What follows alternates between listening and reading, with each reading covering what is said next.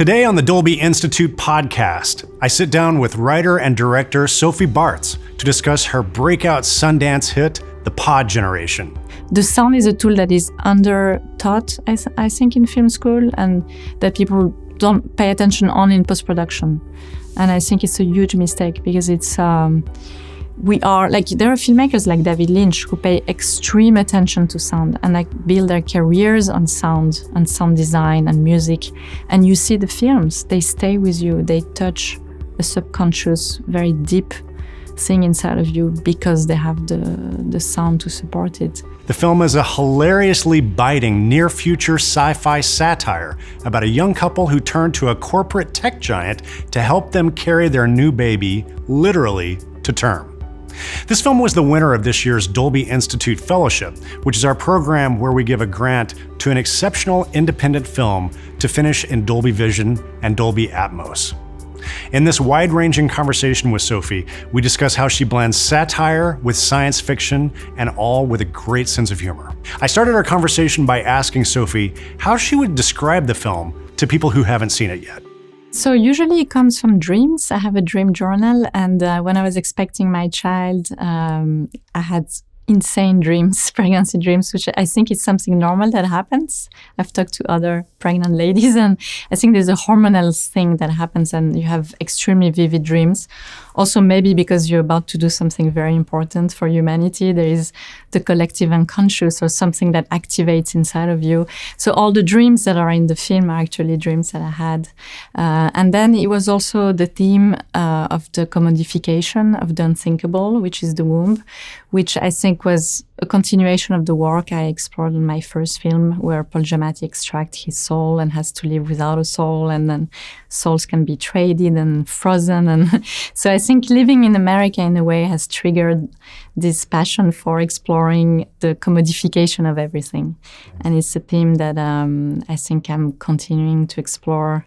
Even in my period film, Madame Bovary is about a woman who loses herself into consumption. It's like she had the first credit card that in the 19th century that was inventing, like the term credit just was invented around that time. And I think that was also something that interests me, how like the fact that we've lost sight that we don't see human beings as an end by themselves, but as a means of consumption, a means of generating more money. That's something that I don't know why, but it really interests me, like how capitalism has reduced human beings to just a function instead of being an end.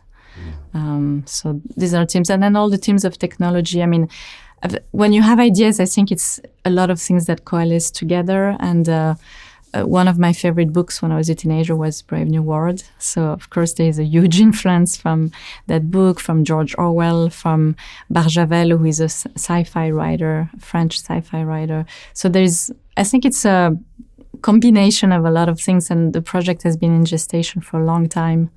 And then finally came together after the pandemic. But I wouldn't say it's one idea that sparked the whole thing, but it's a combination of a lot of different things.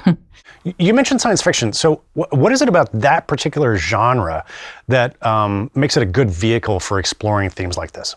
So I love science fiction because you can explore philosophical ideas in a very playful way. And it's actually a genre that, people have a tendency to think it's light or it's pure entertainment. But I think science fiction is very deep. You can go very deep into what are human beings doing with their condition? And then you could play with science, you could play with, there's nothing more exciting than trying to predict the future. But for that, you actually have to study the past. And I think by understanding the human nature, which has been the same since 2,000 years, I don't think we've changed that much. The progress is changing exponentially, but us as human beings, I think we have the same desires than what the Greeks, were saying with all the mythology and the themes that are also a great inspiration for this film, because it's all about hubris, like we want to achieve always more. There is the great Icarus myth that we go so far that we burn our wings and then there's a downfall, and that's the cycles of history. So I think to be a good science fiction writer, you have to love history. And then you can try to predict from all the things we've done where we're going. And then a lot of things you just invent. And a lot is also from talking to people who are actually right now developing all those technologies. But as we were discussing, a lot of those things that I thought were so avant-garde are already dated because the artificial intelligence technology is going so fast that I think, like we've all been taken by surprise at how fast these things are developing. One of the things that surprised me when we watched the premiere at Sundance is how much the audience laughed at it, in a good way. But it really played much more broadly comedic than I expected. So tell me about using comedy to set up the tone of the story. Yeah, that's like the core of what I'm trying to do. And I don't know if I succeed or fail every time, but I have this obsession that because life is so complex in its tonality itself, like through a day, we go through soft desperation, through being, elated by something. So I think as human beings, we nothing is completely tragic or nothing is completely comic. There's always the merge of those emotions that are contradictory, and pulling us in different directions. And that's why I love Chekhov, or I love, Polanski, or I love Paul Thomas Anderson. He's able to do that in a very masterfully and beautiful way. Charlie Kaufman. There are a lot of filmmakers that are able to have this tonality that is extremely complex because it always tries to do two things at the same time. And it's very difficult to do because you're trying to navigate. You're asking a lot from the audience. You ask them to feel melancholia and then feel, joy from a slapstick moment or a comic moment. So it is stretching, and that's the work in the edit room where you have to fine-tune it and find the tone that's going to be specific and work with the film. And I've done that in my first film, and sometimes some people don't like it because you're asking too much work from going from one emotion to the other. But other people love it. They love that it's a reflection of who we are as human beings. There isn't like a completely dark day and then a completely joyful day. I think it's the life experience is very mixed, and it's all mixed feeling.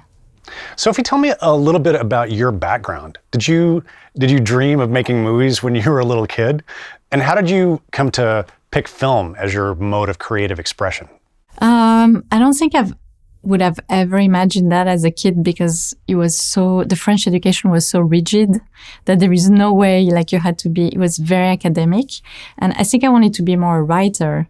I was reading a lot, but seeing some movies like The Purple Rose of Cairo or the Jacques Tati or Godard, I was lucky that my parents exposed us to really good movies, and going to the theater was something very special. We would go, we didn't have access to what kids have today, the streamers and the constant content. So we were exposed to fewer content, but of really high quality. And I think when I saw The Purple Rose of Cairo, I was maybe 12. And at that time we were living in Brazil. And I remember thinking, wow, cinema can do that. It can entertain you, and it can be sad, and it can be opening all these little boxes in your head, these Russian dolls, where you feel. So this was very exciting. And then, I think it was more, I came to storytelling more through literature. I was really reading a lot. Then I wanted to work in journalism and more documentary. And then it's just by going to Columbia University that was also, it says a lot about American education, that it's so flexible. They let me, when I started to take more classes in fiction, I asked the department at Columbia if I could change my kind of major towards more fiction, and they said yes, of course. In France it would be no way, you chose documentary and political science, you have to stick to that. So I was lucky that I could experiment, and I had incredible professors at Columbia. There is James Chamus and Dabashi, who was someone who introduced us to all the Middle Eastern cinema. So the access to knowledge and all these incredible movies was what I think put my passion into this one track that I gave myself 3-4 years after school, thinking if I can't make it, I'll go back to journalism and the things I know how to do, but I'm going to take a chance, and it worked. But it's a lot of luck too, and perseverance. But so what is it about film that excites you as an artist and a storyteller? I think the most exciting is you never know what's going to be next. And making a movie is a bit like the life of the circus. Like you meet those people. I've been lucky to work with incredible collaborators and who are so excellent in their craft. And I don't think as a director, you're as excellent as the people that work with you. And I think there's this certain humility to understand that, you know, you have a great production designer, a great composer, a great DP, and it's a collaboration. It's not just the director ego. And this I love. I love the working with the same people. And then it's this thing of creation that from nothing, suddenly you have something. And it's this beauty, and it's a painful journey. And once you've done a movie, you're like, never again. It was too painful, but then you do it again. You know, it's like having children a little bit. And I think Kubrick said, like, making a movie is like trying to write a poem on a roller coaster. And that's exactly how it feels. You're in this thing and you're trying to keep and then you cannot predict what's going to happen. And I think that's the beauty and the excitement of filmmaking. And then when you're in the process of actually shooting the movie, there are moments that you feel you're almost sailing and you have a crew and the boat is going in the good direction. And for one day you don't have a storm and it all feels good.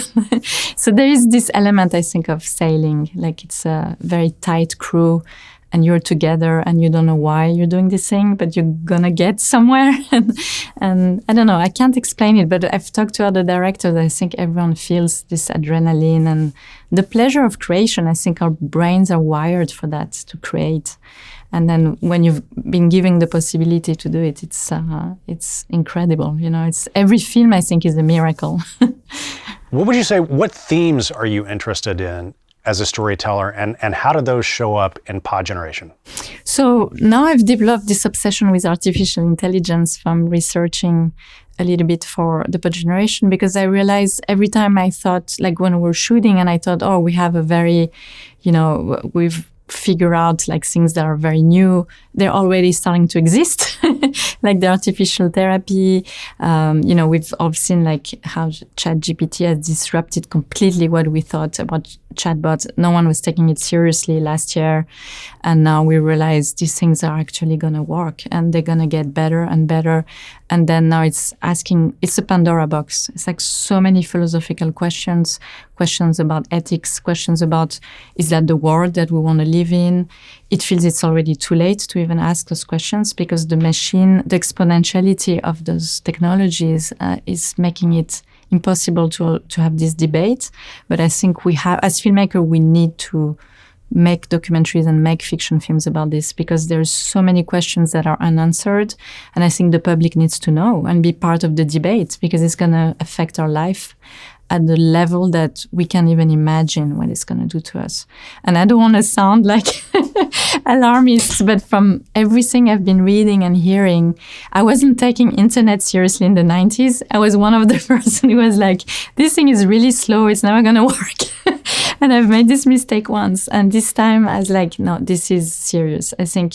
And it's going to be doing things that are incredible. We were talking about, you know, for applications in the healthcare, like cancer, but it's also going to do things that are terribly disruptive to, you know, our willpower. If it starts to take decision for us, I think that's what the pod generation is trying to explore. That these things are so powerful that we slowly going to give some of our decision-making process trusting more the machine than ourselves.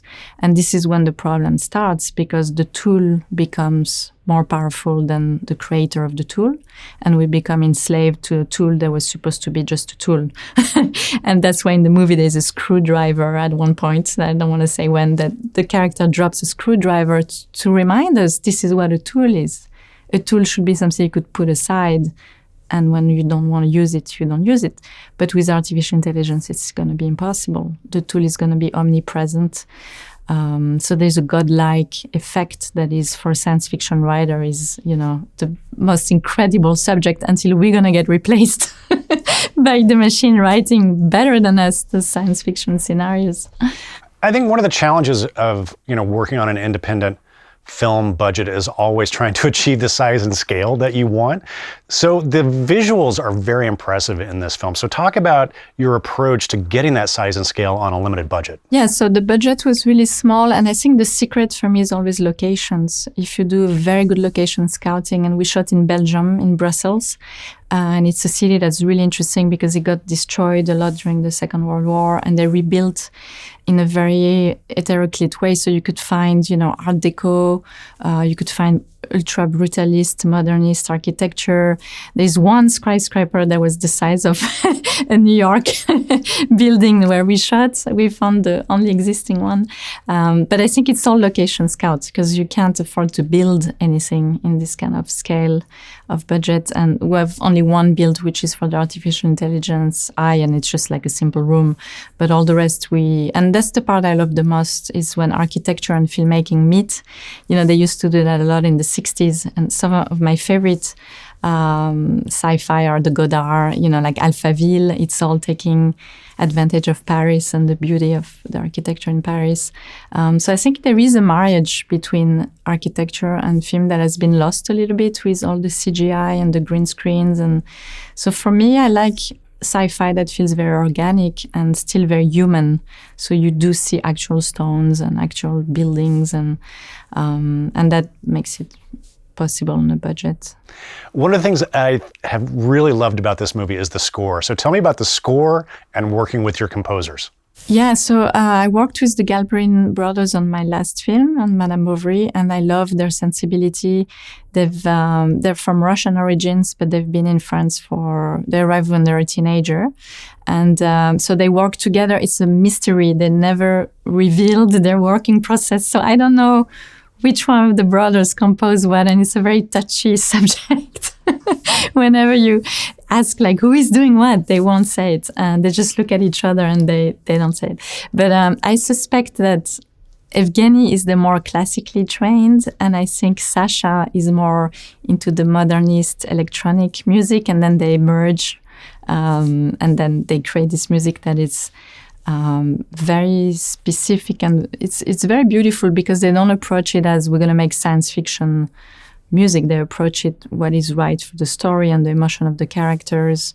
So it's a pleasure to work with them, and I love the sensibility. And Evgeny had his first album came out this year, and he gave us one of the pieces in the film is from that album, and it's been very successful. And so now he's going to make his albums too.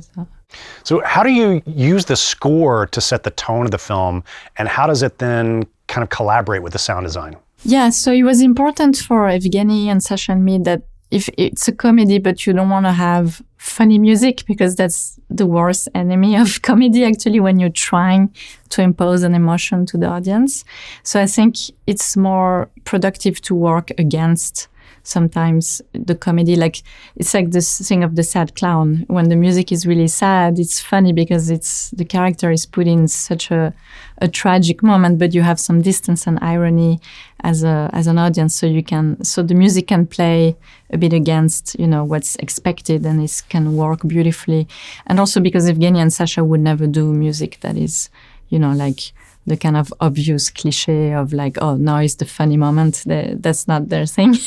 And when you work with them, you know that they're going to make they're very minimal in their approach. So I think that's what's great about them is they let the sound design take over when it needs to, especially that we had such powerful tools as the Atmos, and we needed all these sounds of nature to take over at one point or in the dreams. So the music is actually letting the sound breathe, and there's this beautiful balance I think that was found. This never overwhelming.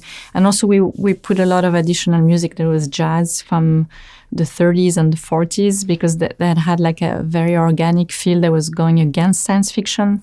So it's more like vintage, futuristic, retro music that goes well, I think, with, against this idea that sci-fi, everything should be computer generated. One of my favorite sound design elements in the film is the actual pod itself. How did you develop the sound design of that element? Oh yeah, we had so much fun. We tried so many things, and I think there's some nuclear submarine sounds in there. We wanted to create a world where you feel like this company has made almost like a sound vault, around those babies, because they're still, it's vulnerable. You don't want to feel they're being exposed to any danger or toxicity or things that could put their development in danger. So the sound had to feel something that really takes you into the pod, and you feel you're in this aquatic world, and no one knows how it sounds there. But apparently in the womb, the sounds are pretty high level that's why there's all these white noise machines, when baby are born, like to mimic a little bit what they hear. They hear all the artery and the heart of the mother. So for us, we just wanted to make it more like a cocoon, an aquatic cocoon, that when you go in, you're sucked into that world and you kind of want to stay there and experience what the baby, it's an immersive experience, and try to feel what the baby is feeling. So it's not realistic. I think you wouldn't imagine those sounds really in the real womb, but we're not in a real womb, so we could do whatever we wanted with sound. So tell me about that collaboration process with your sound designer. Were there, did you try approaches that didn't work and then come back from them? Well, we tried a lot of things because it was very new for all of us. It's like we're creating a new technology, and the sound is as important as the image. For me as a filmmaker, I think 50% of your experience, or maybe 70% that we're not aware of, is really sound. So we talked a lot about what should be that soundscape, and we tried things, and there's some things that failed miserably because they're too gimmicky, or they felt like we wouldn't take it seriously. So that was the challenge, is you want to take this seriously. You want to do the suspension of disbelief that there's really a baby in this womb, but you're still doing a comedy, and you're playing with technology, and you're trying to imagine what would Steve Jobs would have done if he had created a womb. He would have found the most seductive way to make you buy this thing. So, but still it had to feel that he wasn't endangering the baby. So there's all those questions we were asking ourselves when we were trying sounds. And I think at the end, David Vranken found this balance between being playful but not gimmicky, and still and being beautiful, because you are, it's like when you take a kid to the aquarium, and you want to have this sense of fascination, and that nature is doing something wonderful, and you want to be part of it. Well, one of the themes I feel like you're exploring with the film is how technology can alienate us from nature, to the extent that your characters actually book time and visit nature pods. Tell us about designing that soundscape. Yeah, so the nature pod is the example of what I think New Yorkers would do, when they go soul cycling. You have Central Park next door, but you're still going in a little box to cycle, and you pay a fortune for this. And so we're trying to imagine a sound that would make you feel relaxed and reconnecting with nature. So there's a lot of, but there's a lot of things that are also not in all the layers of this sound. David played with things that don't come from nature, but you wouldn't know. And that he's very good at that. For instance, he would say for rain, he never used real rain. He used showers, because the rain never sounds fine. And then for showers, you usually use rain. So, you learn so much. That's what I love about the sound process, is they have their own alphabet and their own way of understanding how sound can affect you.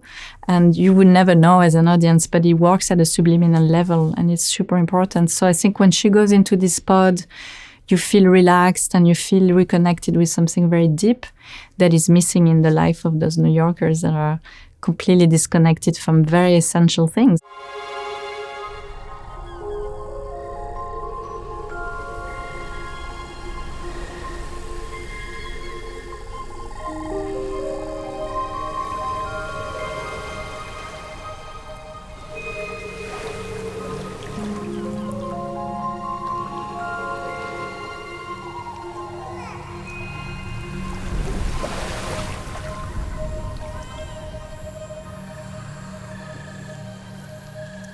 We're made as human beings for, millions of years of evolution. We have to do two things, which is contemplate nature and disconnect and use our archaic brain and not use our frontal cortex that much. And we don't do that anymore because we're constantly on a little thing. And we have to listen to sounds that are soothing, not like the cars and the, you can imagine in the future would be electric cars, but still the sound level in New York, for anyone who's been in New York, is way too aggressive for our brain. And so we were trying to show that, they're trying to recreate artificially those cocoons of things that should be part of our lives, but are not there anymore. And then toward the end of the film, you remove your characters from the city entirely and place them in this really bucolic, natural setting. So how did the sound design reinforce that sense of place and the contrast? Yes, so this was when the big explosion of, sound sensation had to come to us. And that's when we were so lucky to get the Atmos technology, because the whole movie you're in a sort of tunnel in the city where the sounds are kind of creating some sort of oppression on the characters, but they're not fully aware of it. And once they get to nature, suddenly it's, like you have to feel it. And that's what I discovered working with Atmos, that you don't feel the sound in your brain, you feel it in your chest and in your body. It's a very visceral experience. And it's very close to the experience you have as a New Yorker when you go to the countryside for a weekend to kind of reconnect and take all the stress away. So that was the sensation we wanted. And I was so surprised that the sound was able to do that. Like I felt it viscerally in the flesh, that suddenly we had a tool that I didn't know anything about. And the sound designer also, and the sound mixer, was their first time working with Atmos. We could not believe the power of this thing. And for me, it was, the cliche of, this is only for big action movies and where you need like wars. But no, actually, you could use it just, there's the sound of a wave in a dream, and you feel the wave coming from this side and starting to take you over, and it's a very physical, visceral sensation, almost like a child, for the first time at a beach, they can have this sensation of the materiality, the physicality. And I think that for filmmaker is incredible, because we're dealing with image on a 2D, and suddenly the sound is giving a third dimension to the image where you're actually feeling the sensation that the characters are feeling. So it became a complete subjective experience to go to nature with those two characters and feel what they're feeling. And we had so much fun. I mean, we played with a lot of elements. When they sit on this dune, you could feel the power of those waves, but also there's a lot of things happening behind in nature. And so we didn't want it to be distracting, but I think at one point we kind of took away and went on a more minimalist route to just let it be powerful and live and drag you into the scenes. And I really think it works. It's really beautiful. I love the way you talk about Atmos. Did you and your sound team, did you set up any rules for how you were going to use Atmos in the track?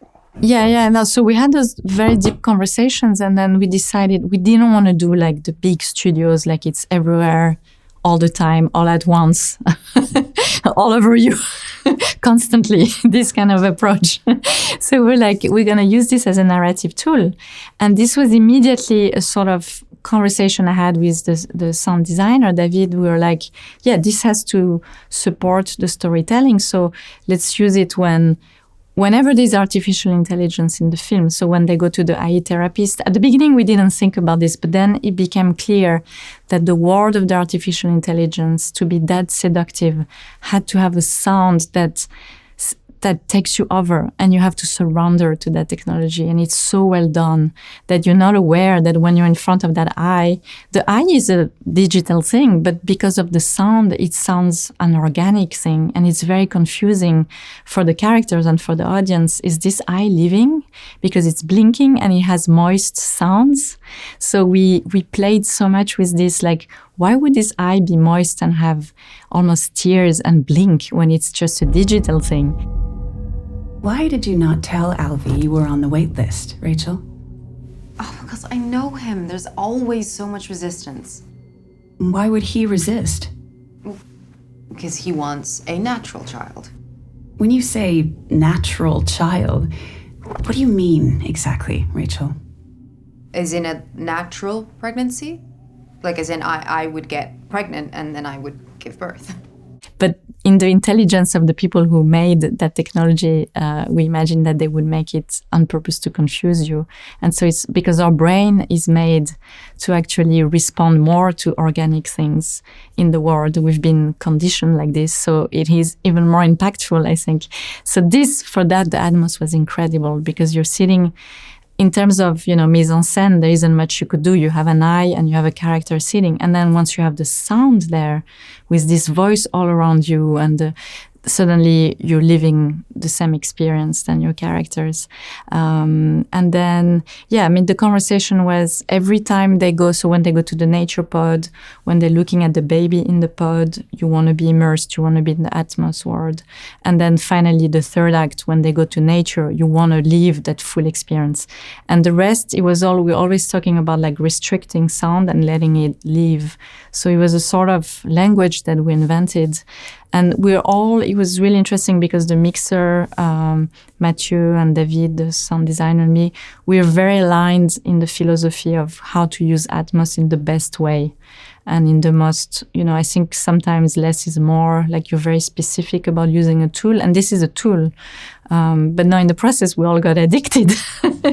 Like I think even on the writing, if I had known this, because I didn't know anything of this, but now I think if I write again about science fiction, artificial intelligence, or even movies that are period film, I would keep in mind like what the power of what Atmos can do for, dream scenes, for in a very specific narrative way. I think it should be part of your writing process because screenwriters write mainly for the image and the storytelling, and we forget that the sound is like, again, I think like 70% of your experience, but in subliminal way. So you're not aware of it until you're aware of it as a filmmaker, and you realize, oh my God, I should have paid attention to sound much earlier because it's so important. We've seen it in Gravity. I mean, Gravity will never be Gravity without.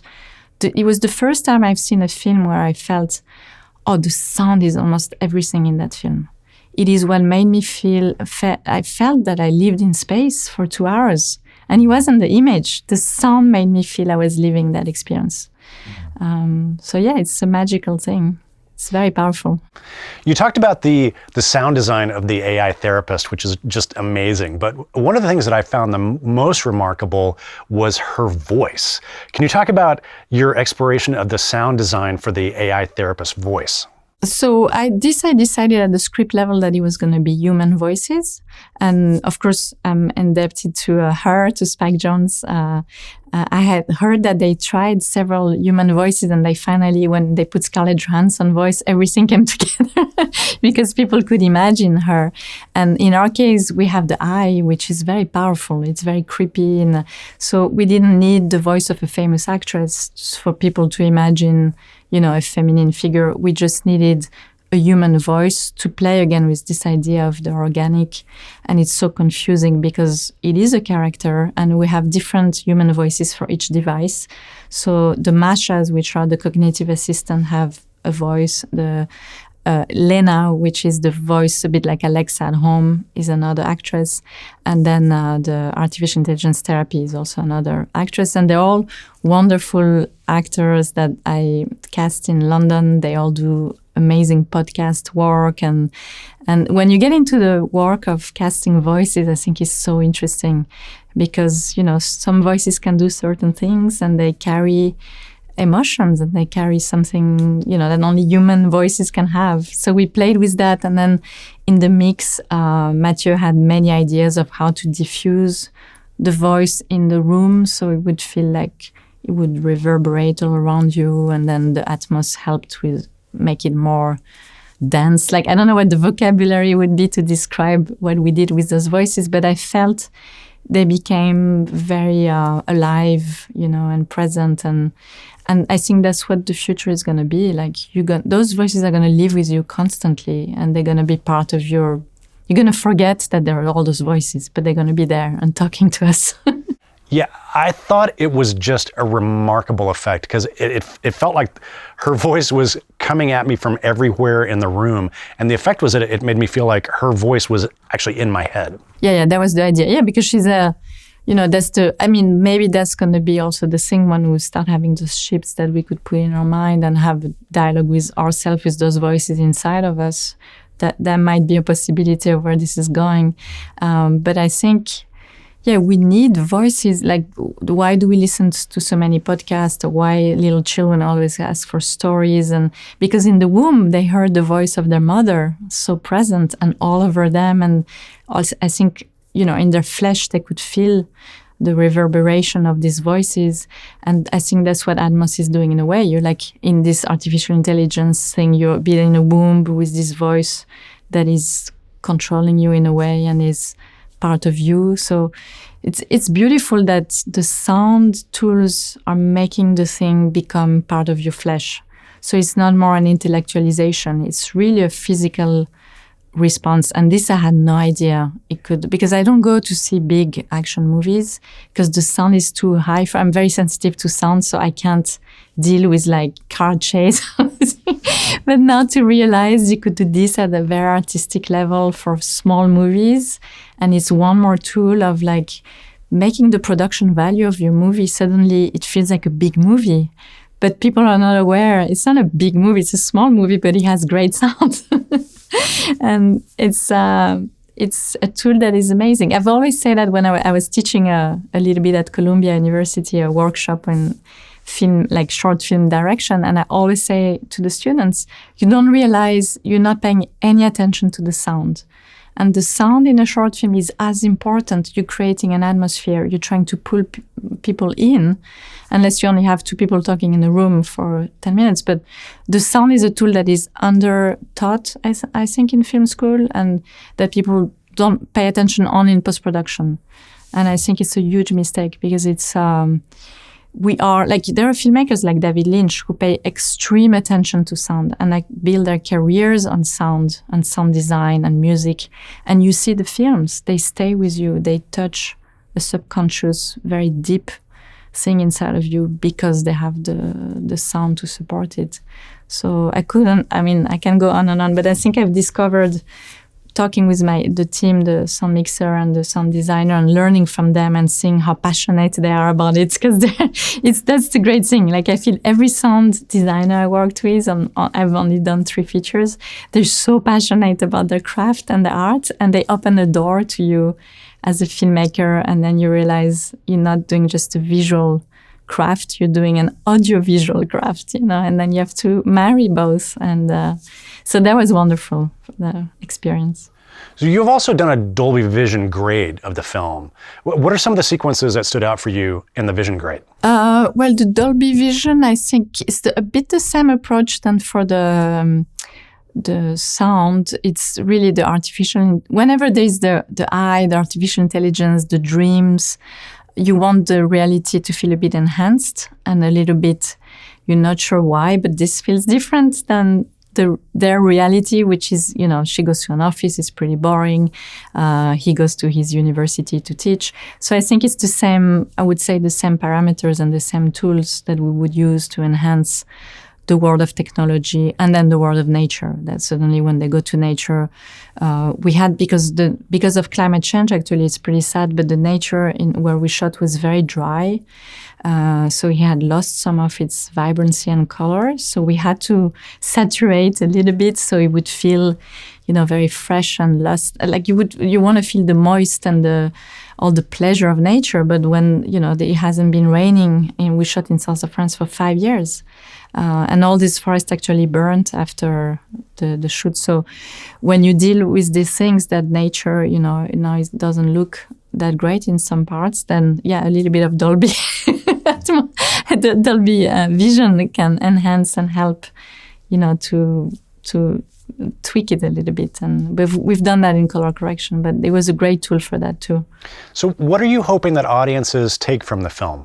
What do you want them to be thinking about when they leave the theater? Well, I think it's hard to say as a filmmaker because you're not making, propaganda or advertising where you want one message, You hope that it's complex and people have very mixed feelings and ask themselves questions. But I think the main question would be, what is the price of convenience? Like for us as human beings looking forward, are we ready to give that much of ourselves just for convenience? Just for things to be easy? Are we ready to not carry children anymore in our wombs? Not, dealing with a lot of things that we should be dealing? Because I think life is a process. And if it's just goal-oriented, we're going to lose a lot of things about ourselves, about our humanity, about our relationship to our children. And I don't think it's not easy. There is a lot of pain in the journey, but like if you eradicate all this to just make it simple and easy and convenient, chances are that you're going to lose a lot of what makes us interesting as human beings. Many thanks to Sophie for taking the time to discuss her wonderful film with us. The Pod Generation is now playing at a theater near you. You can find links, as always, in our show notes. If you'd like even more conversations with artists and filmmakers about how they use technology to tell their stories, please be sure you are subscribed to us, the Dolby Institute podcast. You can find links to our show on all the major podcasting platforms, including the video version on YouTube, in our show notes. Or you can simply search for Dolby, wherever you get your podcasts. And if you're curious to know more about the Dolby Institute, head on over to dolbyinstitute.com. There you'll find information about all of our programs. You can access the entire library of episodes of this podcast, and you can sign up for our mailing list. Until next time, thanks again for joining us. This is the Dolby Institute podcast. I'm your host, Glenn Kaiser. Our producer and editor is Michael Coleman. Our executive producers are Amanda Schneider and Jack Ferry, with additional editing by Matt Nixon. Thanks for joining us.